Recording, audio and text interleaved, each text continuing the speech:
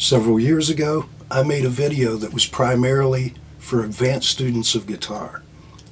I uploaded it to YouTube as a free lesson entitled Bet You Can't Play This.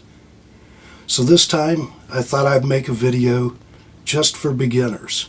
So if you've ever wanted to have a free, complimentary guitar lesson with me, here it is. When I meet a new beginner for the first time, the first two things I give them is a page with chord charts and a page that shows the name and location of every note on the fretboard. And to go along with that, I teach them some basic exercises to help them become more familiar with the strings and the fretboard. I put together some warm-up licks that I think every guitarist can really benefit from. A lot of times instructors will teach guitar students the chromatic scale. It can make for a good warm-up exercise. However, I found that it doesn't translate that well to actual playing, unless you're performing Flight of the Bumblebee. That's why these exercises are centered around a more useful 3 notes each per string approach. These licks are designed to warm up all 4 fingers on your fretboard hand, to get your 2 middle fingers to separate and to move more independently of one another. And they also strengthen your pinky finger. These are also great for your picking hand and real-world picking techniques.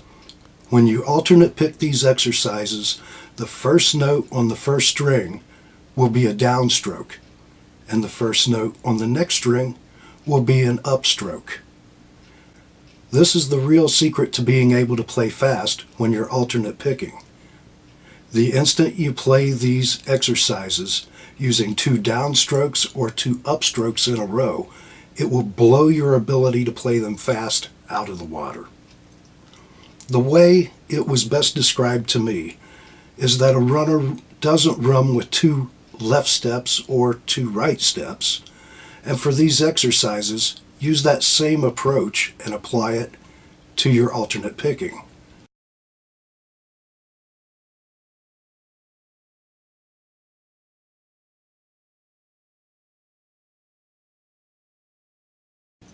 So I thought I would put together a list of basic things that every guitar player would need to have on hand for everyday use.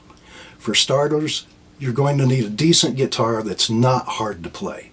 I highly recommend taking your guitar to a luthier for a professional setup.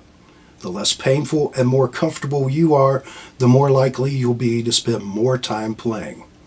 Needless to say, you should also get a good case or a gig bag for your guitar. Another thing you'll need, a comfortable strap, a good quality guitar cable and a spare, extra strings and picks, a string winder and a pair of wire cutters, a guitar tuner, because nobody wants to practice on an out-of-tune guitar that sounds bad. You should probably get a nice guitar stand to set it on, some guitar polish, and a maintenance kit would also be a very good idea. A metronome or drum machine, and last but not least, a digital field recorder. There are several brands on the market made by companies like Tascam and Zoom that you can use to record your rehearsals with studio level results. And several models are small enough to fit inside the pick compartment of your guitar case. Some of these companies also make incredible sounding digital cameras. The only thing that's even better than hearing what you're doing right or wrong is being able to see it as well.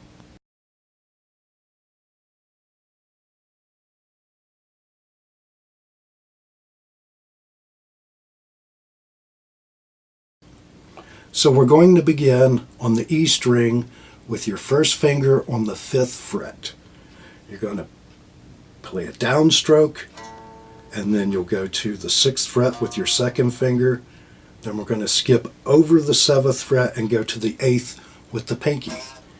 And you'll notice I don't let off each note as I go. I've seen students who have a hard time with this, and what they'll typically do is they'll play the note and then let off completely, and then go for the next note with the next finger and let off completely. Their hand gets way away from the fretboard. Keep your fingers as close to the fretboard as you can. And what you're going to do, 5th fret, 6th fret, and 8th fret on all 6 strings, ascending.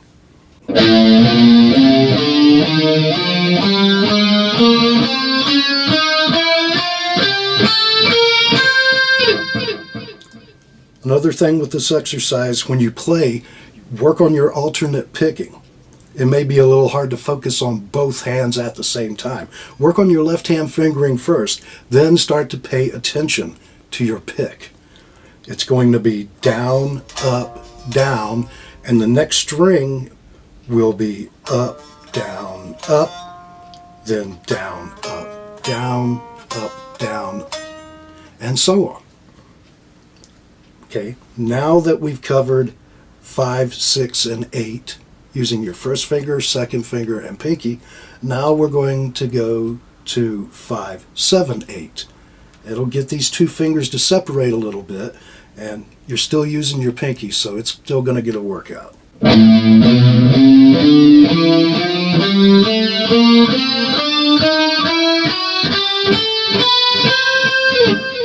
And descending.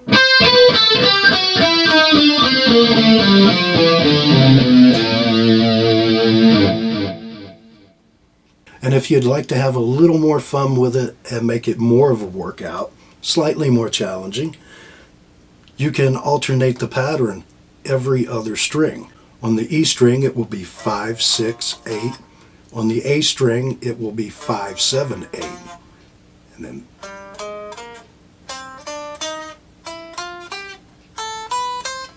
sounds good.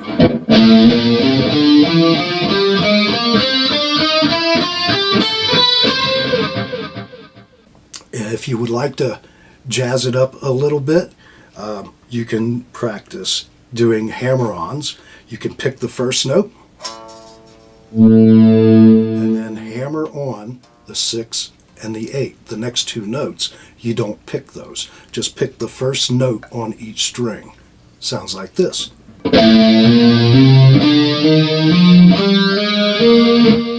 And so on. And you can practice this lick as slow or as fast as you would like. And it sounds really great when you speed it up.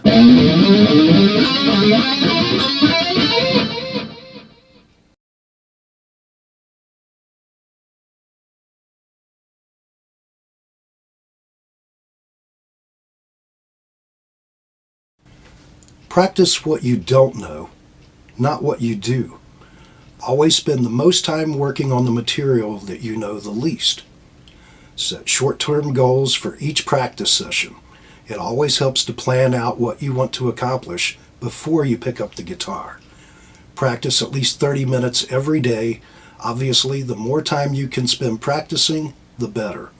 Remember, what you put into the instrument is exactly what you'll get out of it. If you practice 2 minutes a day, it's going to sound like it. If you practice 2 hours a day, ditto. Don't practice the same thing in the same order. In other words, don't get stuck in a rut. Practice using a timekeeping device to develop your timing. A metronome or a drum machine is essential to developing riffs and licks that you can master at any speed. Personally, I prefer using a drum machine because I find it to be a lot less annoying and more like playing with a real drummer.